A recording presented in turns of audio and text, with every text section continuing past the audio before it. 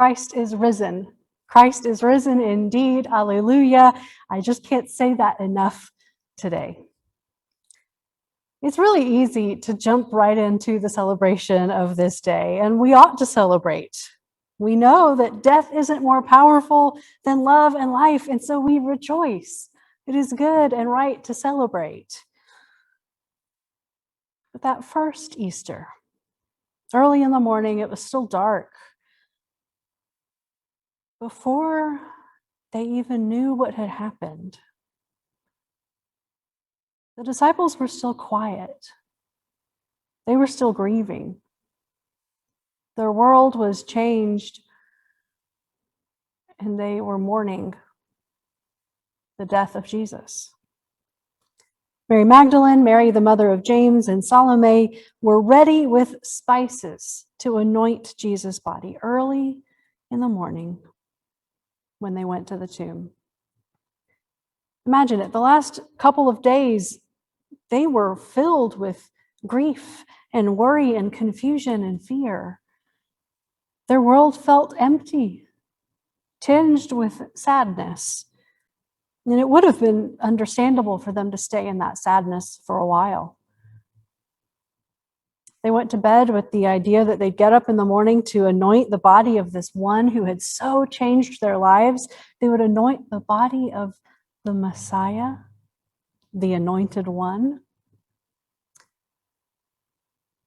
Their love for Jesus got them up out of bed that day in the midst of their grief to go show care for this one who had loved them so well.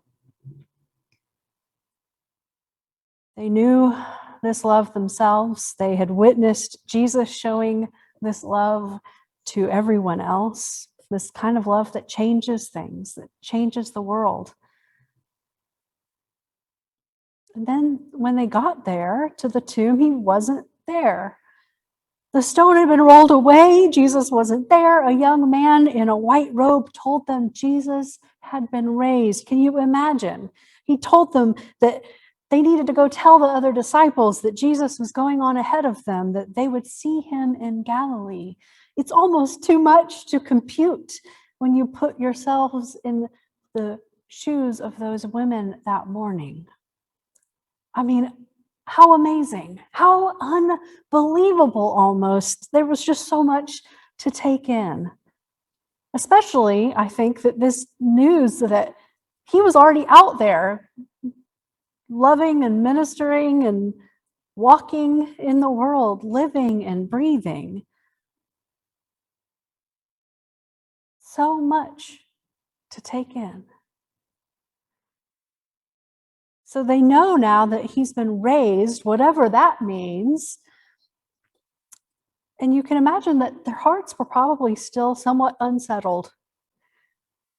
And Mark's account of that Easter morning suggests that. He says that they went out and fled from the tomb, for terror and amazement had seized them, and they said nothing to anyone, for they were afraid. In Mark's gospel, we don't get to see the risen Christ. We just hear that he's out in the world, that he'll meet up with them in Galilee. We don't witness the risen Christ, but we do witness the women's fear and bewilderment. Do you recognize ourselves in the women? We're celebrating today because we know the story. We know that the women eventually did tell about what happened, and the word went out and rippled from there. But just like the women, we are wearied and sad and bewildered from the heaviness of this past year. The 2.7 million people who have died globally from COVID-19, out of control fires, unemployment and hunger, racism, loneliness, gun violence, anxiety. This past year has been heavy with grief, worry, confusion, and fear, and it's not quite over yet. We have some hope on the horizon, but we are feeling a little unsettled about the world getting back to normal. It's been hard for so many people to keep getting out of bed day after day when the world has felt tinged with sadness and loss. For many of us, it is the love of Jesus that helps us to get up and get going. It's the love that we've witnessed throughout our lives, and including during this year, as children of God have shown up for each other in beautiful, miraculous ways in the midst of all the awfulness. Doing anti-racism, pro-reconciliation work, being careful with our actions so as to not spread the virus, giving with glad and generous hearts in the face of tragedy, hardship, and disaster. The good news of Jesus' resurrection didn't magically heal everything, because it's not magic. It's mystery, the mystery of our faith. Theologian Debbie Thomas writes, sometime in the pre-dawn hours of a Sunday morning 2,000 years ago, a great mystery transpired in secret.